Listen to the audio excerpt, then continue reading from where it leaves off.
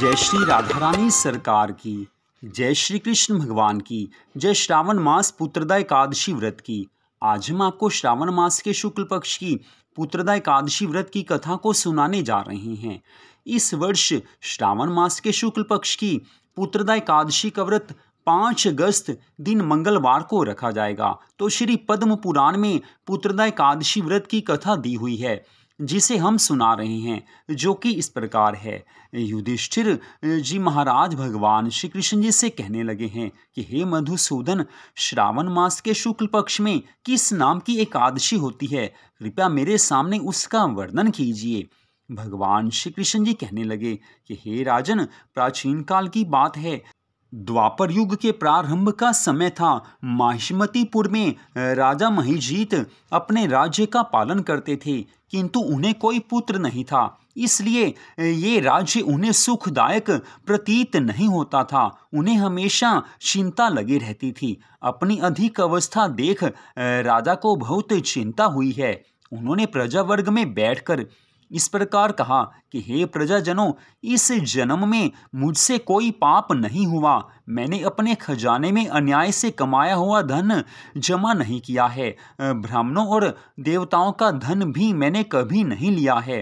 प्रजा का पुत्र की तरह पालन किया है। धर्म से पृथ्वी पर अधिकार जमाया तथा दुष्टों को वे बंधु और पुत्रों के समान क्यों ही ना रहे हों, दंडित किया है। शिष्ट पुरुषों का सदा सम्मान किया है और किसी को द्वेष का पात्र नहीं समझा। फिर क्या कारण है जो मेरे घर में आज तक पुत्र उत्पन्न नहीं हुआ? आप लोग इसका विचार कीजिए। राजा के ये वचन सुनकर प्रजा और पुरोहितों के साथ ब्राह्मणों ने उनके हित का विचार करके गहन वन में प्रवेश किया। राजा का कल्याण चाहने वाले वे सभी लोग इधर उधर घूमकर ऋषियों से सेवित आश्रमों की तलाश करने लगे। इतने में ही उन्हें मुनि श्रेष्ठ लोमश जी के दर्शन हुए हैं। लोमश ऋषि जी महाराज धर्म के तत्वज्ञ, संपूर्ण शास्त्रों के विशिष्ट विद्वान, दीर्घायु और महात्मा हैं। उनका शरीर लोम से भरा हुआ है। वे ब्रह्मा जी के समान परम तेजस्वी हैं। एक एक कल्प बीतने पर उनके शरीर का एक एक लोम विशीर्ण होता अर्थात टूटकर गिर जाता है, इसलिए उनका नाम लोमश हुआ है। वे महामुनि तीनों कालों की बातें जानते हैं। उन्हें देखकर सब लोगों को बड़ा हर्ष हुआ। उन्हें निकट आया देख लोमश ऋषि जी महाराज कहने लगे हैं कि तुम सब लोग किस लिए यहाँ आए हो? अपने आगमन का कारण बताओ। तुम लोगों के लिए जो हितकर कार्य होगा उसे मैं अवश्य करूँगा। महर्षि लोमश जी के इन मधुर वचनों को सुनकर प्रजाजन कहने लगे हैं कि हे ब्राह्मण देवता, हे महाराज, इस समय महिजीत नाम वाले जो राजा हैं उन्हें कोई पुत्र नहीं है। हम लोग उन्हीं की प्रजा हैं, जिनका उन्होंने पुत्र की भांति पालन किया है। उन्हें पुत्रहीन देख उनके दुख से दुखित होकर हम तपस्या करने का दृढ़ निश्चय करके यहाँ आए हैं। हे द्विजोतम, राजा के भाग्य से इस समय हमें आपके दर्शन प्राप्त हुए हैं। महापुरुषों के दर्शन से ही मनुष्यों के सब कार्य सिद्ध हो जाते हैं, ऐसा शास्त्रों में कहा गया है। हे मुनिवर, अब आप हमें उस उपाय का उपदेश कीजिए जिससे हमारे राजा को पुत्र की प्राप्ति हो। उस समय प्रजाजनों की इन बातों को सुनकर महर्षि लोमश 2 घड़ी तक ध्यान मग्न हो गए हैं। तत्पश्चात राजा के प्राचीन जन्म का वृतांत जानकर उन्होंने कहा कि हे प्रजावृंद सुनो, राजा महिजीत पूर्व जन्म में मनुष्यों को चूसने वाला धनहीन व्यापारी था।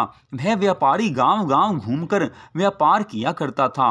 एक दिन ज्येष्ठ मास के शुक्ल पक्ष में 10वीं तिथि को जब दोपहर का सूर्य तप रहा था, वह गांव की सीमा में एक जलाशय पर पहुंचा। पानी से भरी हुई बावली देखकर उस व्यापारी ने वहां जल पीने का विचार किया। इतने में ही वहां पर बछड़े के साथ एक गऊ भी आ पहुंची। वह प्यास से व्याकुल और ताप से पीड़ित थी, अतः बावली में जाकर जल पीने लगी। लेकिन उस व्यापारी ने पानी पीती हुई गाय को हाँक कर दूर हटा दिया और स्वयं पानी पीने लगा। उसी पाप कर्म के कारण राजा इस समय पुत्रहीन हुए हैं। किसी जन्म के पुण्य से इन्हें अकंटक ऐसे वैभवशाली राज्य की प्राप्ति हुई है। तब सब प्रजाजनों ने कहा है कि हे मुनिवर, पुराणों में सुना जाता है कि प्रायश्चित रूप पुण्य करने से पाप नष्ट हो जाते हैं। अतः आप ऐसे पुण्य का उपदेश कीजिए जिससे राजा के सब पाप नष्ट हो जाएं। उस समय महर्षि लोमश जी कहने लगे हैं कि हे प्रजाजनों, श्रावण मास के शुक्ल पक्ष में जो एकादशी होती है वह पुत्रदा एकादशी के नाम से विख्यात है। वह सभी मनोकामनाओं को पूर्ण करने वाली है। उसका व्रत रखने से राजा को अवश्य ही पुत्र रतन की प्राप्ति होगी। तुम लोग उसी का व्रत करो।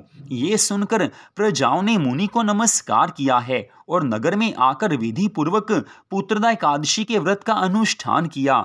उन्होंने विधि पूर्वक रात्रि में जागरण भी किया है। सब प्रजाजनों ने पूरी श्रद्धा भावना से पुत्रदा एकादशी का व्रत रखा है और व्रत संपूर्ण होने पर उसका निर्मल पुण्य राजा को दे दिया। तत्पश्चात रानी ने गर्भ धारण किया है और प्रसव का समय आने पर रानी ने बलवान तेजशाली पुत्र को जन्म दिया है। इतनी कथा सुनाकर भगवान श्री कृष्ण जी धर्मराज युधिष्ठिर से कहने लगे हैं कि हे राजन, इस कथा को सुनकर मनुष्य सब पापों से मुक्त हो जाता है तथा इस लोक में सुख संपत्ति आनंद प्राप्त करके परलोक में स्वर्गीय गति को प्राप्त कर लेता है। तो यहीं पर श्रावण मास के शुक्ल पक्ष की पुत्रदा एकादशी व्रत की कथा का विश्राम होता है। इस कथा को सुनने मात्र से मनुष्य के सब पाप नष्ट हो जाते हैं। जय श्री राधा रानी सरकार की, जय श्री कृष्ण भगवान की, जय पुत्रदा एकादशी व्रत की, जय सदगुरुदेव श्री बंसी वाले महाराज की। जय जय श्री राधे, जय जय श्री राधे, जय जय श्री राधे श्याम।